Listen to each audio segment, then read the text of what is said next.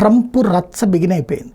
తను ఇంకా అధికారం టేకప్ చేయాలి. వచ్చే నెల 20వ తారీఖుకి టేకప్ చేస్తాడు. ఈలోపే వాస్తవంగా యుద్ధాలైతే ఏది ఎంకరేజ్ చేయలేదు ట్రంప్, కానీ కొన్నింటిని అమెరికా స్వాధీనం చేసుకోవాలని కోరుకునేటటువంటి మనస్తత్వం అతనికి ఇప్పుడు అగ్నికి ఆజ్యం తోడైనట్టుగా ఎలన్ మాస్క్ కూడా తోడయ్యాడు.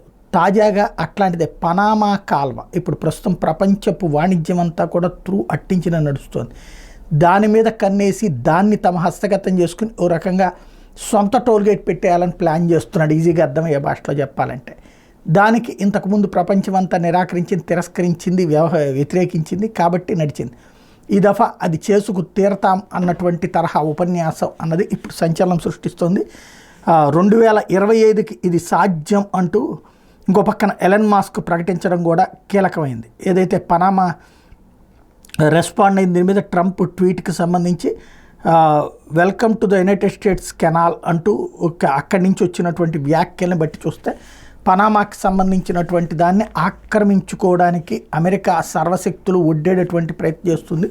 యుద్ధం కాకుండా ఆంక్షల ద్వారా దాన్ని స్వాధీనం చేసుకునే దిశగా అడుగులు వేస్తుంది అన్నటువంటి ప్రచారం అయితే నడుస్తుంది. చూడాలి ఏం జరుగుతుందో.